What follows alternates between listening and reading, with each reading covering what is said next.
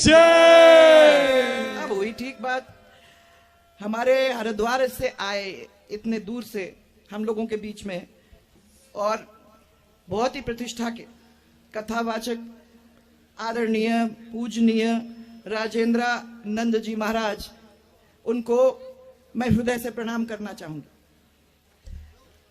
संगीत सम्राट सुखदेव जी मुनि को भी अपन याद करें महाराज, क्योंकि ये सब बहुत बड़ा काम वहीं से शुरू हुआ है। जी।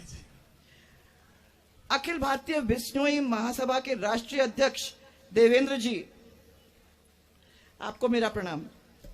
और अखिल भारतीय जंबेश्वर सेवा दल अध्यक्ष हमारे यहां जो विनोद जी, यहीं थे कहीं, विनोद जी प्रणाम।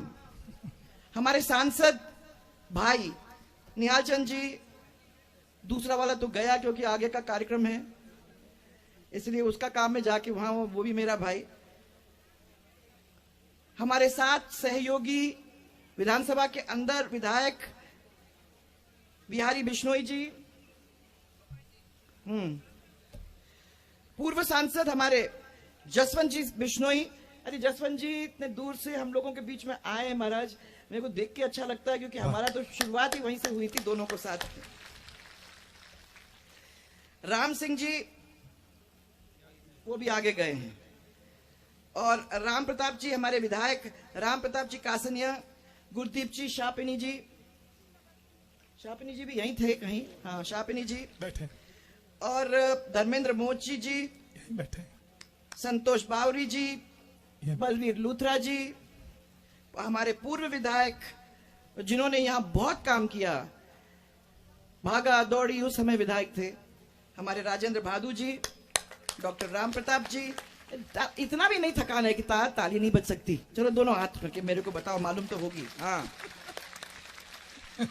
शिमला बावरी जी, अशोक नागपाल जी, गुरजंट सिंह जी, वो नहीं है तो गुरवीर तो होगा ही, दोनों हैं। ओके, अभिषेक जी आगे गए हैं, संजीव भी आगे ही गया होगा, और लालचंद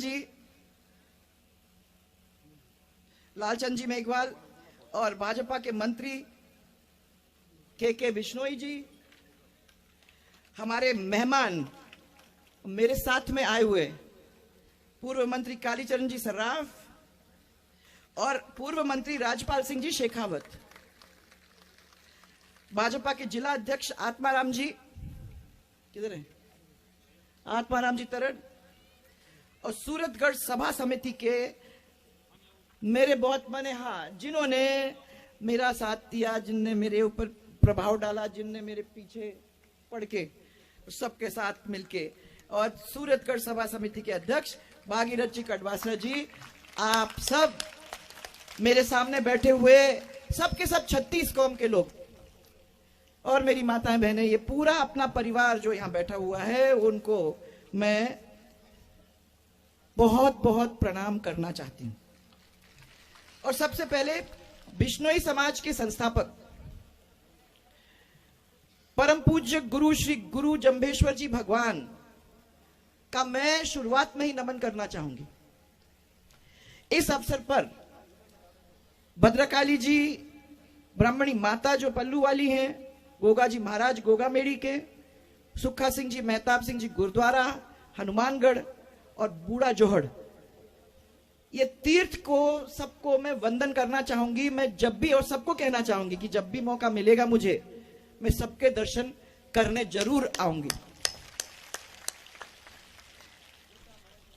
हमको ये भक्ति रस का आनंद देने वाले हरिद्वार से पधारे हमारे पूज्य राजेंद्र नंद जी के महाराज जी को भी आज इस मंच पर मैं प्रणाम करना चाहूंगी, और बिश्नोई सभा समिति सूरतगढ़ का मैं बहुत बहुत आभार व्यक्त करना चाहूंगी, जिन्होंने मुझे इस इतने पवित्र कार्यक्रम के अंदर यहां बुलाने का काम किया।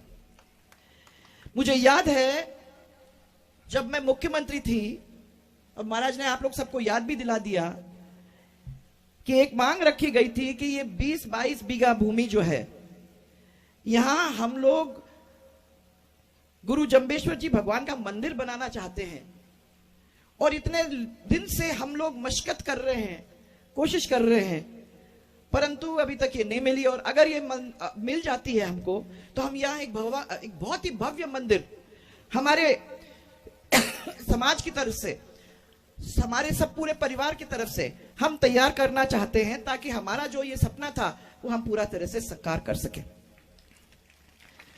मामला आसान नहीं था, महाराज जी जानते हैं, परंतु ये जमीन हम लोगों ने पट्टा बना के, और 27 मार्च को 2018 के समय आपके हाथ में ये पट्टा देने का काम किया। मैंने उस समय, आपको याद होगा महाराज, मैंने कहा था कि मेरी पड़ता है और आप लोगों को हाँ भी करना पड़ता है, परंतु ये जरूरी नहीं है, क्योंकि जब समय निकल जाता है, मंदिर 3-4 महीने 3-4 साल बाद बनते हैं, कौन होता है कौन नहीं होता है राज्य में, उस समय राजनीति क्या होती है, वो सब चीजों के ऊपर बहुत सारी चीजें डिपेंड करती हैं। हमने अपनी बात कह दी। आज मुझे बड़ी प्रसन्नता है कि वो दिन आ गया है जिसका मैं बहुत दिन से इंतजार कर रही थी, परंतु मन में ये नहीं था कि इतने जल्दी मैं दर्शन कर पाऊंगी। आज वो मंदिर भव्य हमारे सामने खड़ा है, और आप लोगों ने मेरे उसके दर्शन भी करा दिए। और इसी बहाने महाराज जी, इन सब जो कि 36 कौम के देवी देवताएं बैठे हैं, बिल्कुल बिल्कुल, तो आप लोगों ने उसके बहाने भी हमको इन सब के दर्शन कराने का मौका कर दिया। तो इस इतने बोलते ना, कितने हजार हमारे देवी देवताएं हैं, तो वो इतने हजार देवी देवताओं के ये जो लोग सब यहाँ बैठे हैं, उनको प्रणाम करने का, उनके दर्शन करने का भी मुझे आप लोगों ने मौका दिया। उसके लिए मैं आप सबको बहुत बहुत धन्यवाद देना चाहूंगी। फिर मैं हृदय से आभार व्यक्त इसलिए भी करना चाहूंगी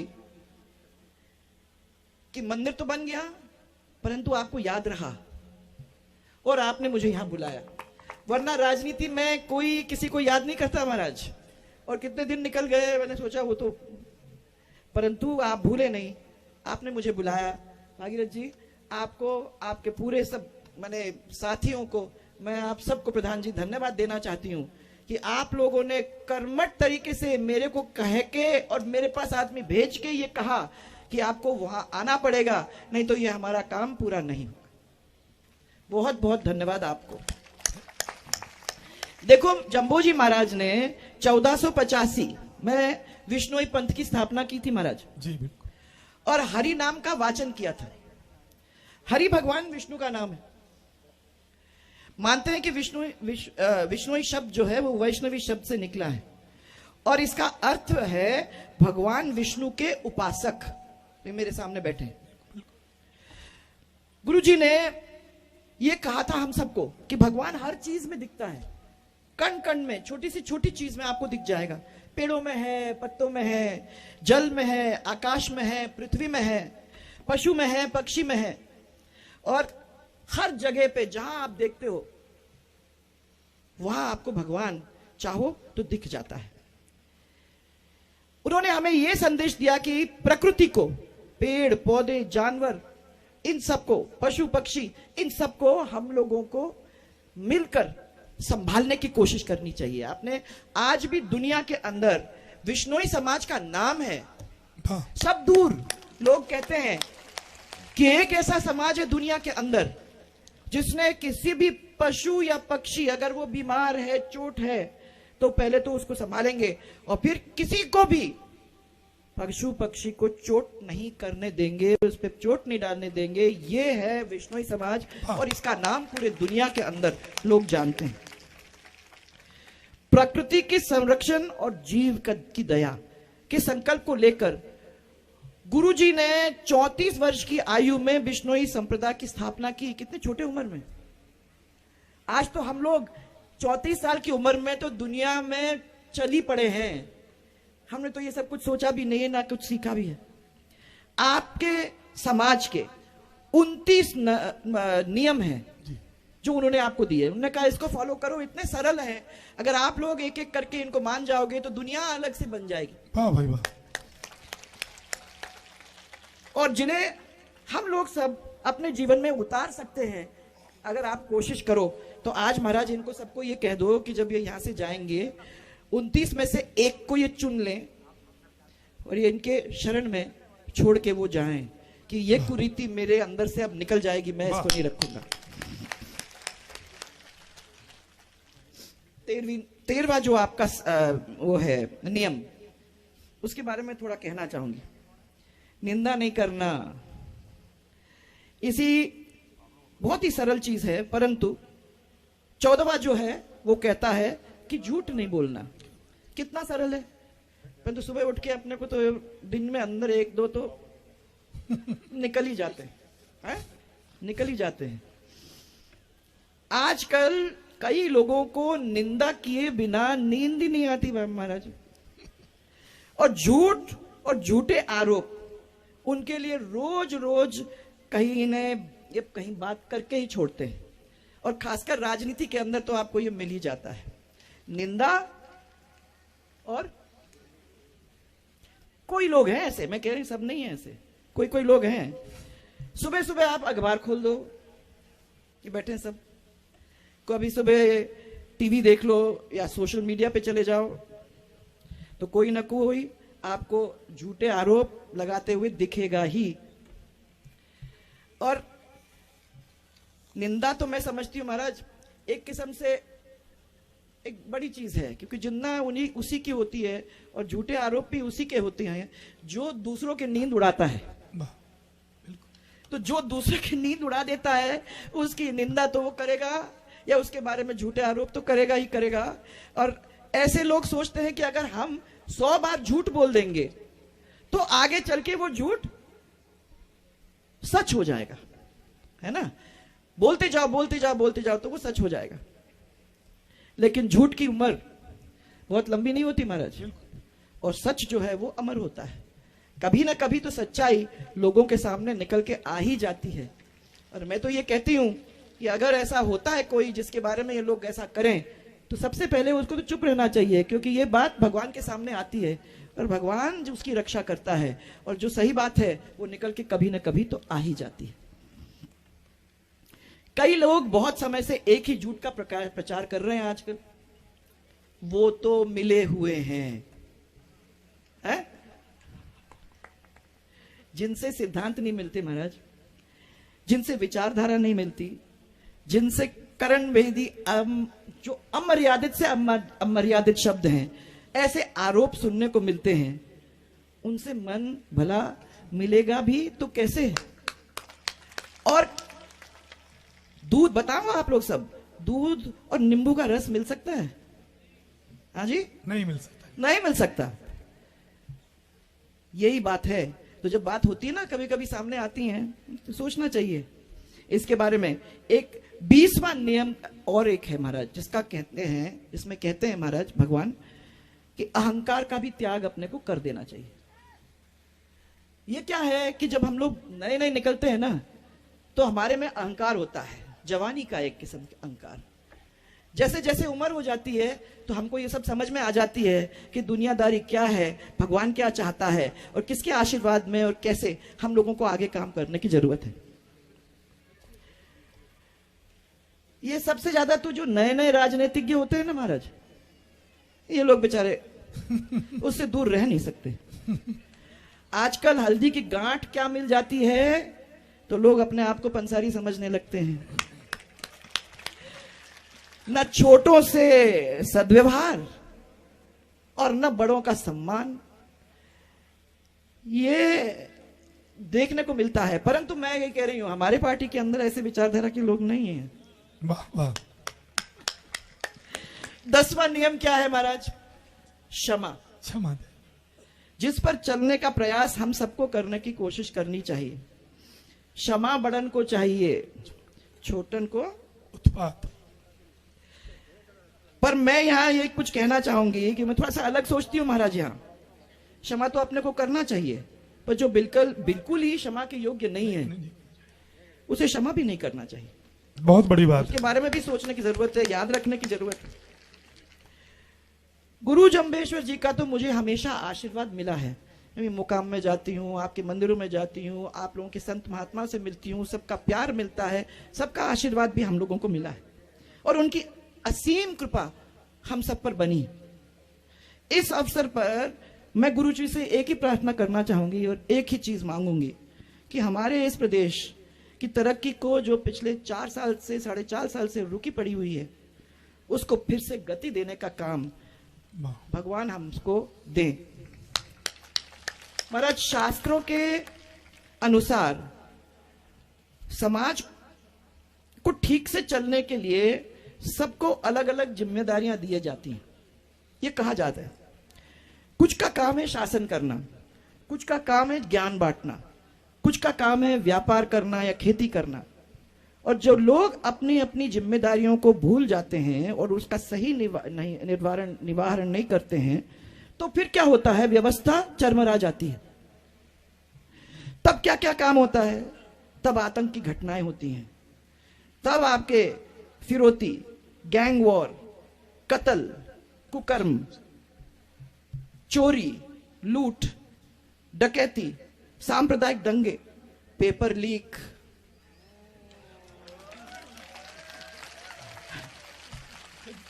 और सबसे बड़ी बेरोजगारी जैसी हालात होने लगते हैं, जहां हमारे बच्चे पढ़े लिखे फिर भी दर दर भटके, पर उनको कोई मदद करने वाला, कोई हाथ पकड़ने वाला, कोई साथ देने वाला नहीं मिलता है। आपका 12वां नियम कहता है महाराज कि चोरी नहीं करना। अपने को जीवन में चोरी नहीं करना चाहिए, और ये चीज कोई दूसरा करता है तो उसको समझाने की भी कोशिश करना चाहिए। मैं मानती हूं महाराज कि भ्रष्टाचार भी एक किस्म की चोरी है, शायद आप भी वही मानते हैं। और जहां कोई काम बिना पैसे के नहीं होते महाराज, तो वहां महंगाई कम होगी तो कैसे होगी? जब भ्रष्टाचार राहत कैंप लगेंगे महाराज, तो मैं समझती हूं कि महंगाई अपने आप ही कम हो जाएगी। नहीं तो हर चीज के अंदर, किसी काम के अंदर, ये सब बैठे हैं, काम पे जाते हैं, इतने बड़े लेवल की चोरियां अगर होंगी तो फिर क्या होगा? महंगाई तो बढ़ेगी ना। तो भ्रष्टाचार राहत कैंप हो जाएंगे तो थोड़ा सा फायदा नहीं होगा? फिर एक 14 निगम आपका वो है कि झूठ बोलना नहीं। तो झूठ बोलकर सत्ता प्राप्त करना महाराज, लोगों को धोखा देना और सत्ता प्राप्त करना, यह क्या चीज है? कौन सी कर्जा माफी हुई है? कौन से खेतों के पास आपके एग्रो प्रोसेसिंग यूनिट्स लग गए हैं? सब किसान लोग बैठे हुए हैं। सिर्फ घोषणाओं से लोगों का भला नहीं होता है, उसको जमीन पर उतारना जरूरी है, तभी कोई काम और कोई परिवार मजबूत होता है, और उस परिवार को आगे फैलाते हुए वो प्रदेश मजबूत होता है। जैसे कि एक समय था जब क्षेत्र की सिंचाई व्यवस्था के अंदर सुदृढ़ करने के लिए खाल भी बने, मुख्य नहर भी बने, वितरका भी बने, और उनको पक्का भी बनाया गया, ये भी एक काम था। आईजीएनपी की सीसी लाइनिंग के लिए 3,700 करोड़ रुपए स्वीकृत हुए थे, और नहरों का जीर्णोद्धार भी हुआ। सेम की समस्या का निस्तारण हुआ। आज मेरे पास जब भी मैं इस एरिया में आती हूं तो ये पीलीबंगा क्षेत्र के लोग मेरे पास आ जाते हैं और मेरे पास वो गेहूं का एक बड़ा गुलदस्ता बना के लाते हैं। महाराज मेरे को ये कहते हैं कि लो ये गुलदस्ता, और बार बार यही कहते हैं कि अगर आपने वो सेम की समस्या को ठीक नहीं किया होता तो हमारा ऐसा गेहूं नहीं उगता। उस गेहूं को लेके हम आपको गुलदस्ता बना के आज देना चाह रहे हैं। याद रखता है आदमी। इसी तरीके से हरि के बराज की सफाई और मरम्मत भी हुई। सूरतगढ़ के 37 गांव किसानों की डिमांड राशि में 50% छूट मिली। 3 माह के अंदर 2500 से अधिक कुओं के बिजली के कनेक्शन दिए गए, वो भी स्पेशल कैटेगरी में, आपको याद है। मुख्य नहर के अनूपगढ़ शाखा, ओहो, वह इसकी सभी वितरकाओं का हम लोगों ने पुनर्निर्माण करा के और अनूपगढ़ शाखा के अंतिम छोर तक पानी पहुंचाया। ये अनूपगढ़ वाले यहां बैठे हुए हैं। अरे महाराज, इन्होंने हमको कितना परेशान किया। अच्छा, अब पहली दफा जब मुख्यमंत्री बन के आई तो मैं तो नवसिखिया थी। इन्होंने वो शुरू किया वहां आंदोलन। मैं सीख रही थी कि ये वितरिका क्या होती है और नहर क्या होती है और ये सब सीख रही थी। इनमें से आया कोई नहीं मेरे पास, बैठ गए, हंगामा बना और इतना हंगामा बना, ये लोगों को बहुत लोग घायल भी हुए, बहुत लोगों की मुसीबत भी हो गई, ये सब हुआ। बाद में मैंने इन लोगों से पूछा कि तुम्हें यही काम करना था तो मेरे पास आ जाते, 1 मिनट के अंदर मैं तुम्हारा काम वैसे ही करना था, पहले ही कर देती। परंतु महाराज क्या है, परिवार में जब अपन आदत डाल देते हैं ना कि जब तक तुम लाशोगे नहीं, धरना नहीं करोगे, लड़ोगे नहीं, जब तक ये सब काम नहीं करोगे तब तक तुम्हारा काम होगा नहीं। अभी चल रहा है, मैं देख रही थी कि गेहूं की खरीद ऑनलाइन रजिस्ट्रेशन की अनिवार्यता को कर दी है उन्होंने कि भैया आप अनिवार्य है कि आपको ये रजिस्ट्रेशन करना पड़ेगा। लेकिन ये ऑनलाइन की जो गिरदावरी वगैरह है और रजिस्ट्रेशन साइट क्योंकि नहीं खुलती है, इसकी वजह से करीबन 5% किसान ऐसे हैं जिनका रजिस्ट्रेशन हुआ है। अब आप समझ लीजिए कितने किसान बेचारे तड़प रहे हैं कि हमारा सामान बिक जाए, परंतु बिक नहीं रहा है, पड़ा हुआ है, खराब हो जाएगा। और जब वो बिगड़ने लगेगा ऐसे समय में लोग उनसे कम दाम पे खरीदने का काम करेंगे।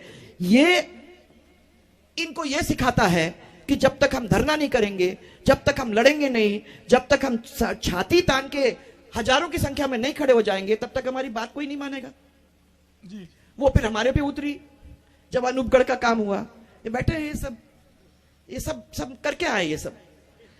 और इनका मैंने जब ये मेरे पास वापस आए तो मैंने कहा तो क्या बड़ी बात थी, ये काम करना था तो तुम्हारा पानी पहुंचा ही दिया ना, अनूपगढ़ के अंतर जो लास्ट टेल था वहां तक पहुंचा ही दिया, अब काहे की चिंता कर रहे भाई।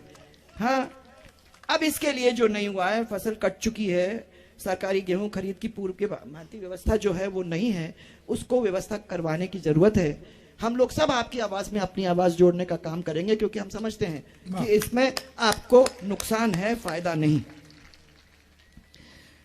60 वर्ष के बाद नए क्रॉस रेगुलेटर का निर्माण हुआ है और उससे लोगों को, किसानों को राहत मिली।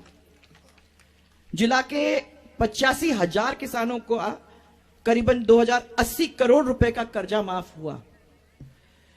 एक रोड था जो बहुत ही जीर्ण शीर्ण हालत में, जब मैं निकली थी अपनी यात्रा में महाराज, तो सूरतगढ़ से जब अनूपगढ़ जा रही थी तो घंटों लगे, गड्ढे और मेरे रोड की हालत जो ऐसी हालत थी। अब तो ये लोग कोई याद ही नहीं करते क्योंकि इनकी आदत अब दूसरी हो गई है, किसी को याद ही नहीं है, वो याद नहीं है उनको कि वो क्या था। मेरे सामने आके जगह जगह पे बैठ जाते, साहब देख रहे हैं आप सड़क? मैंने कहा भाई मैं देख तो रही हूं पर मैं अभी कुछ कर नहीं सकती हूं, जब समय आएगा तो अपन देखेंगे।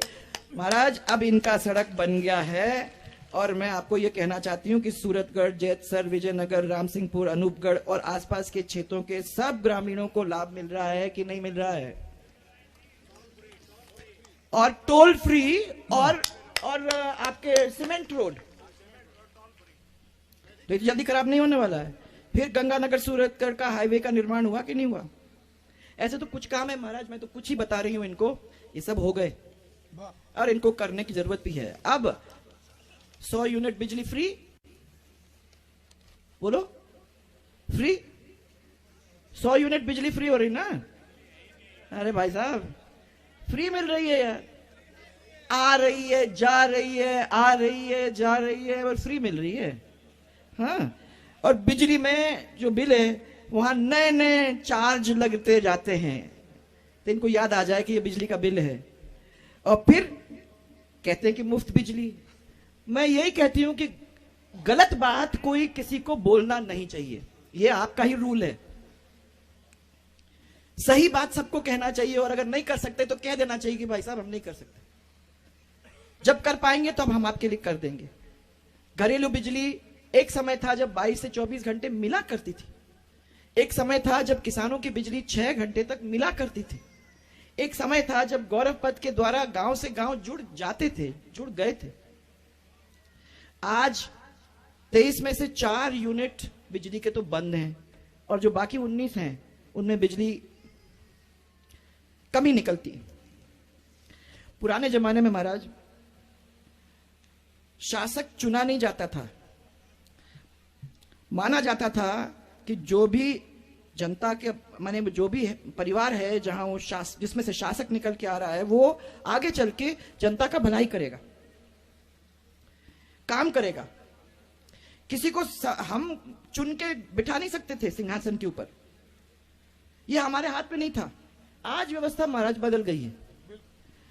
आज की व्यवस्था में राज्य की बागडोर सौंपना हमारे हाथ में ही है। आपके, इनके, उनके, सब लोग जो बैठे हुए सबके हाथ में ही है। ये बहुत बड़ी जिम्मेदारी आपके और हमारे कंधे के ऊपर आ गई है। अब हम सबको सोचने की जरूरत है कि हमारा और समाज का भला कहां होगा, और उसको ध्यान में रखते हुए हमको भगवान पे अटूट विश्वास रखते हुए, मैं तो रखती हूं भगवान के ऊपर अटूट विश्वास है कि जो होगा वो ठीक ही होगा, वो हम सबके भले के लिए ही होगा। ये सोच करके अगर भगवान के ऊपर विश्वास करके हम आगे बढ़ेंगे, मैं जानती हूं कि वो हमें कहीं ना कहीं सही रास्ता निकाल कर दे ही देगा, और सही व्यवस्था के साथ हम सबको जोड़ ही देगा, और काम करने के तरीके जैसे आप चाहते हो वैसे ही होंगे। इसी विश्वास के साथ आज महाराज मैं आपके चरणों में प्रणाम करती हूं। मैं फिर से आप सबको बहुत सारी बधाई देना चाहती हूं कि आपने एक ऐसा सुंदर मंदिर नहीं, आपने एक ऐसा सुंदर मंदिर बनाया, ऐसा भव्य मंदिर बनाया। और मुझे गर्व है इस बात का कि खाली विश्नोई समाज का मामला नहीं है, ये 36 के 36 कौम का मामला है। और सब लोगों ने मिलके ये सुंदर सा मंदिर बनाया है। यह आप हम सब दर्शन करेंगे, ईश्वर से साम प्रार्थना करेंगे कि आने वाले समय के अंदर हम सबके ऊपर न्याय करने वाली ऐसी सरकार आ जाए जो हम सबका हाथ प्यार से एक जोड़ेगा और सबको साथ लेकर चलने का काम करेगा। यही कोशिश के साथ, यही विश्वास के साथ मैं आप सबको प्रणाम, सबको, यहाँ माता बहने आप सबको, और मुझे बहुत सारा आप लोग सबको प्यार, वाह, बहुत सारा प्यार देते हुए मैं महाराज आपके चरणों में प्रणाम करते हुए आपका आशीर्वाद मिले। आप भी कह दो, थोड़ा सा आशीर्वाद दे दो हमें भी, इतना ही दे दो। आत्मा से आपके साथ है, आशीर्वाद भी आपके साथ है। बस आपका आशीर्वाद बना रहे महाराज। और मुझे विश्वास है कि ये सब चीज आप लोग मानते हुए, गुरुजी के शब्दों को ध्यान में रखते हुए आगे का रास्ता आराम से निकालोगे। बहुत बहुत धन्यवाद आप सबको। सभी लोग बोलो गुरु जम्बेश्वर भगवान की जय। कार्यक्रम समाप्त नहीं हुआ है अभी।